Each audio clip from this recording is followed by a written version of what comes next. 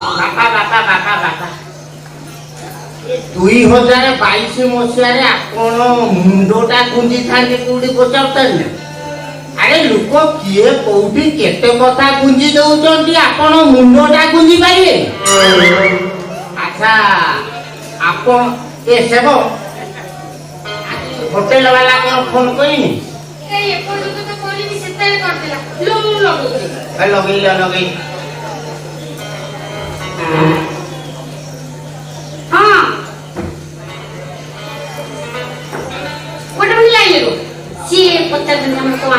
ଆମର ସବୁଦିନ ଯାହା ଆସେ ସେଇଆ ଆସେ କହି ଆଉ ବାପାଙ୍କ ପାଇଁ ଗୋଟେ ପ୍ଲେଟ ମଟନ ଆଉ ଗୋଟେ ପ୍ଲେଟ ପନିର କଣ୍ଟାକ୍ସ ମଗେଇଛି।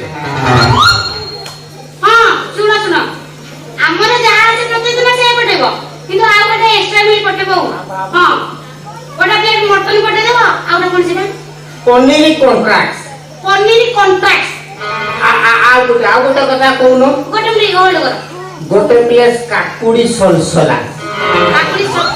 କାକୁଡି ସଲସଲା ଯେ ବଢିଆ କରେ। କାକୁଡି ସଲସଲା ଅଛି ନା? ହଉ ଗୋଟେ ପ୍ଲେଟ ସେଥିରୁ ପଠେଇଦେବ। ଟିକେ ଆଉ ଗୋଟେ ଆଇଟମ, ଆଉ ଗୋଟେ ଛତୁରେ ସେ ବଢିଆ ଆଇଟମ ବନା। ଛତୁ ଛେତ୍ରିଶ। ଛତୁ ଛେତ୍ରିଶଟା ପଠେଇଦେବ। ଶୁଣ ମୁଁ ଜାଣିଛି ବାପାଙ୍କର ଗୋଟେ ବଢିଆ ମାନେ ପୁରା ମନ ପସନ୍ଦ ଆଇଟମ ଟେ। କଣ? ଖାସି ମୁଣ୍ଡ ଚୁଡ଼ଚୁଡା। ଶୁଣ ଖାସି ମୁଣ୍ଡ ଚୁଡ଼ଚୁଡା କାଟିକି ପଠେଇଦେବ ଗୋଟେ ପ୍ଲେଟ।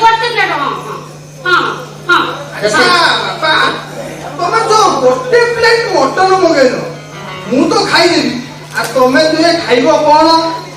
କଥା କଣ କି ବାପା, ଆମେ ଦିନ ବେଳେ ମଟନ ଖାଉନା, ଆମେ ଖାଉ ରାତିରେ।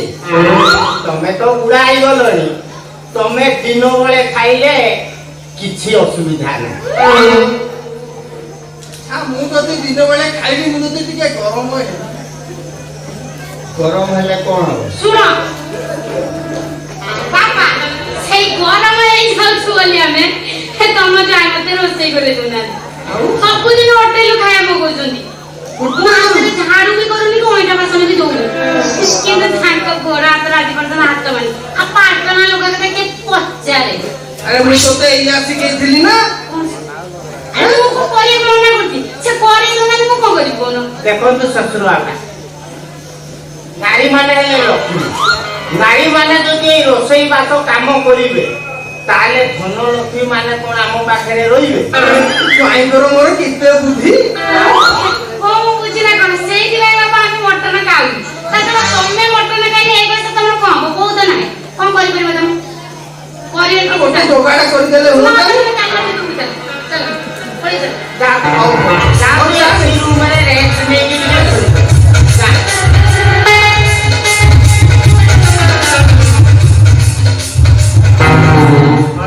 ଯୁଗ ଭାଇ ରହେ ଶଳା ନୀଳମଣି, ଯଦି ତୋର ମୁଁ ନ ବଜେଇଛି ଖଞ୍ଜଣି, ତାପରେ ମତେ ତୁ ଚିହ୍ନି।